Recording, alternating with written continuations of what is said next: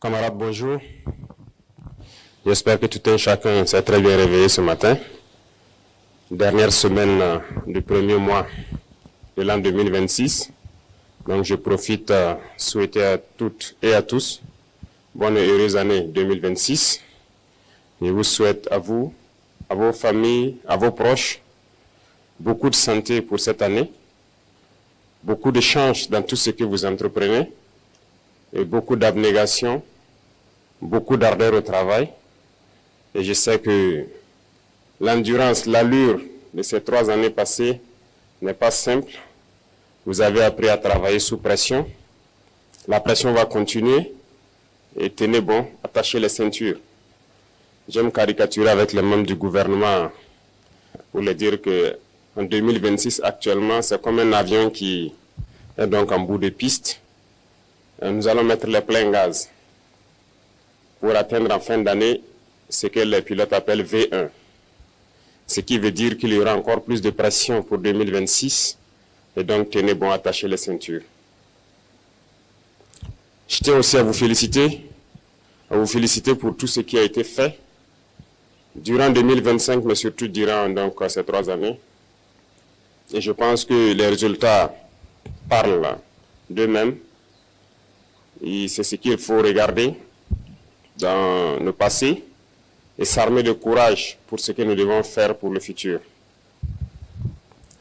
Tout ce que nous avons eu à réaliser, je pense que nous devons ça au vaillant peuple qui a compris notre message, qui a compris le sens de la révolution. Parce que sans eux, les moyens mis à disposition de tout un chacun pour pouvoir y arriver, ça n'aurait pas été possible. L'essence même de la révolution, c'est de travailler pour le peuple. Et je pense que les exemples, il y en a beaucoup. Si vous prenez dans le domaine de l'agriculture, cette année, par la grâce de Dieu, nous avons fait une production record. Il y a des spéculations particulières que nous avons essayé d'introduire depuis ces 3 années. Comme je le dis, les esprits faibles, les petits esprits, ils pensent toujours que c'est impossible lorsqu'on veut initier de grandes choses. Mais il ne faut pas les écouter. Si on devait les écouter, on allait se décourager, on n'allait pas pouvoir se lancer.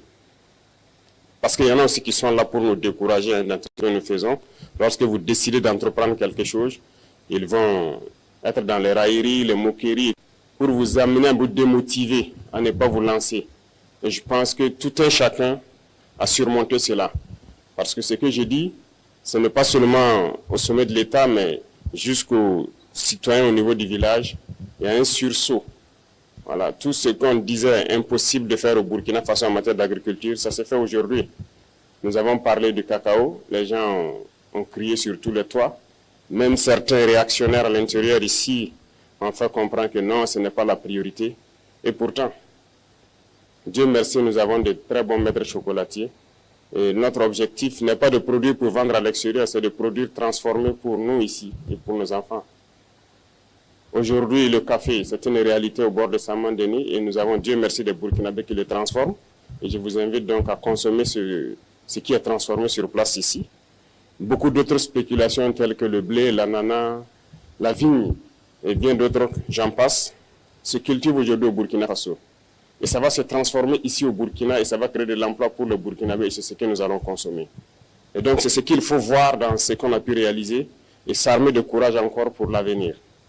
Beaucoup d'autres projets donc ont été à succès. Quand on prend le domaine de l'éducation, beaucoup d'amphithéâtres ont été construits. La dernière fois au Conseil, on a adapté des textes qui permettront donc d'équiper ces amphithéâtres et de construire de nouveaux amphithéâtres. Beaucoup d'écoles et centres de formation verront le jour en 2026, au bord donc de nos pôles de croissance tels que Bagré, Saman-Denis et autres. C'est pour amener les jeunes Burkinabés à pouvoir transformer, produire et transformer ce que nous faisons ici.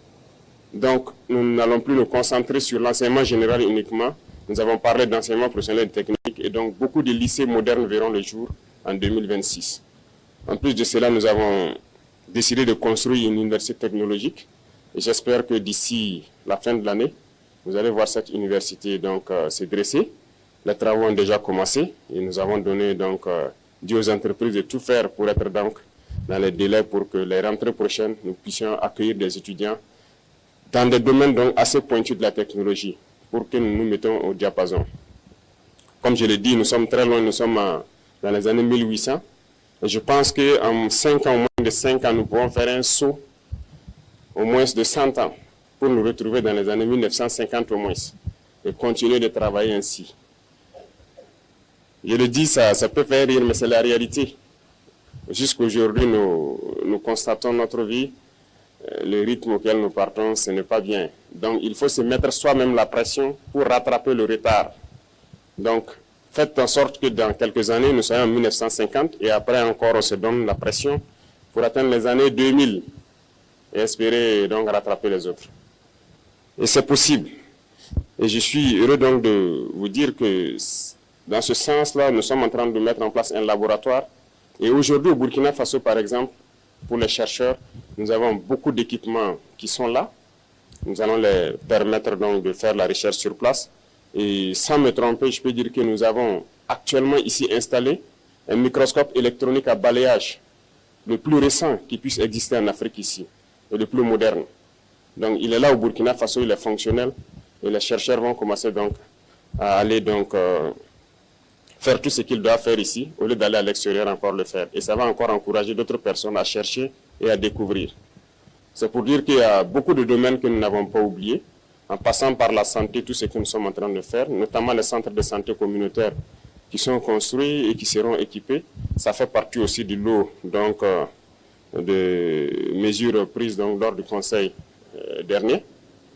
Et donc tout cela, c'est à votre actif, c'est à l'actif de toute l'administration et c'est avec donc l'appui et le soutien de notre vaillant peuple que nous arrivons à le réaliser. L'initiative Faso Merbo, qui est devenue une agence aujourd'hui, alors lorsque nous entamions l'autoroute, certains doutaient parce que c'est un projet qui est là depuis plus d'une décennie. Bien sûr, nous avons trouvé le projet et lorsque nous avons donc cherché à comprendre même le projet, c'était une autoroute de 2 fois 2 voies. Et les entreprises, en majorité étrangères, hein, qui avaient fait des propositions, les moins chères étaient, je pense, 1032 milliards pour faire les 2 fois 2 voies. Et donc, on nous proposait de nous financer pour pouvoir le réaliser en 10 ans, pour les délais les plus courts. Il faut être conscient. Pour nous condamner les générations qui ne sont même pas encore nées à des prêts de 50, 60 ans pour construire une autoroute de 2 fois 2 voies qui sera dépassée dans peu de temps. Lorsque nous avons voulu savoir si c'est 4 fois 2 voies, certains même se sont moqués de nous, certains entrepreneurs, ils n'y croient pas. Dans un tel pays, 4 fois 2, c'est pas raisonnable. Certains ont dit que ça devrait nous coûter plus de 3 000 milliards. Mais comme je dis, dans la révolution, c'est la responsabilité, c'est la conscience. On ne va pas rentrer dans ces schémas. Voilà pourquoi nous avons décidé de le faire nous-mêmes. Parce que nous avons confiance à nos jeunes ingénieurs, nous avons confiance au potentiel des Burkinabés. Nous avons donc cherché des équipements de tout ordre. Aujourd'hui, sur ce chantier, je peux dire que le chantier il est unique en Afrique. Il n'y a pas un chantier d'autoroute pareil qui mobilise autant de monde, autant d'équipements. Il n'y en a pas. Les travaux de nettoyage, il y a plus de 100 bulldozers sur ce chantier. Et je ne vois pas pareil. Je m'étais donné 2 mois pour qu'ils puissent finir le nettoyage. Et je pense qu'ils ont tenu le pari. Nous sommes à 40 jours, ils ont déjà fait plus de 70% du nettoyage. Et le 15 février, s'ils plaît à Dieu, ils auront fini.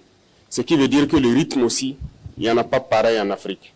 Et nous allons finir, c'est un défi, nous allons finir dans un délai que personne ne va croire. Parce que nous avons déjà tout à notre disposition. Toutes les machines, tout le nécessaire est là. Il ne nous reste que le carburant et le bitume à payer. Sinon, tout le nécessaire est là. Ce qui veut dire que nous allons poursuivre parce qu'il y a beaucoup d'autres autoroutes qui doivent être lancées en 2026 et dont les travaux doivent commencer également. Les infrastructures, c'est une priorité. Ça aide tout le monde, que ce soit les populations civiles, les forces armées, les forces de sécurité intérieure. Tout le monde a besoin d'infrastructures routières. C'est pour dire qu'il faut se concentrer sur ces acquis-là, voir qu'est-ce que nous avons pu réaliser et se projeter dans l'avenir. C'est comme je l'ai dit, maintenir la pression. Et je pense que 2026, il y a tellement de grands chantiers qui doivent commencer et vous devez maintenir ce cap-là pour qu'on puisse réussir le pari. Les gens continueront à nous démotiver. Hein. Les impérialistes, ils ne manquent jamais de tours dans leur sac. Ils vont continuer à communiquer pour ternir l'image, pour nous démotiver. Il ne faut pas les écouter. Il y a aussi ces individus esclaves de salon là qui ne peuvent jamais changer. Je l'ai dit, eux, c'est comme une malédiction qui les poursuit. Peu importe ce que vous ferez, génétiquement, ils sont esclaves. Congénitalement, ils sont aliénés. Ils ne peuvent que suivre ce que les impérialistes disent. Montrez-leur le soleil en plein jour, ils vous diront qu'il fait nuit. Donc c'est une malédiction. Et ils vont continuer à vous décourager, à parler. Mais le plus important, c'est ce que vous faites. La réalité est là et on avance. C'est ça le plus important. Pendant qu'ils sont en train de faire les railleries, leurs moqueries, nous on crée des usines, on crée des infrastructures, et on crée de l'emploi, on produit et on se sent bien. C'est le plus important. Donc j'invite tout un chacun à faire comme le vaillant force de défense, les forces de sécurité, les vaillants VDP. Vous voyez, les impérialistes, certaines ONG, de je ne sais quoi, ont tenté tout pour saper leur morale. Ont tenté tout, ont écrit, ont intimidé, ont menacé. Mais ils avancent sereinement sur le terrain. Aujourd'hui, certains peut-être sont fatigués, ils ne parlent plus d'eux, parce que le résultat est là. Nous avançons et il y a des zones où nous avons déjà atteint les limites de la frontière, comme on le souhaitait, en train d'être sécurisés. Sur le terrain, ça se passe très bien. Donc faites comme eux et c'est le lieu pour moi donc de les rendre hommage et de les inviter à continuer ce combat. Et tous ceux qui sont sur les différents chantiers, je parlais tout de suite de façon mémo, c'est le lieu pour moi de les féliciter, de les encourager, parce que c'est historique ce que nous faisons et c'est unique en Afrique. Et tout un chacun qui a la chance de participer à cela, et je pense qu'il doit en être fier. Et tous ceux qui ne sont pas encore entrés dans la danse, que vous soyez ingénieur et que vous pensez pouvoir apporter quelque chose, je l'ai dit, allez-y, apportez votre pierre parce que demain, on dira ce sont ceux-là qui ont construit ces infrastructures pour permettre au Burkina Faso d'être au niveau où il est. Donc, merci beaucoup. Je vous souhaite encore bon courage parce que le courage, vous en avez tous besoin. Le courage, vous en avez besoin pour transcender tout ce qui peut se dire. Bon courage à tous pour 2026. Je vous souhaite bonne chance encore dans tout ce que vous menez parce que vous en avez besoin. Et je souhaite que la santé soit au quotidien pour vous, pour vos familles, pour vos proches, pour vous permettre de travailler avec la tête libre. Merci beaucoup. Je vous souhaite une très bonne semaine et à très bientôt, s'il plaît à Dieu.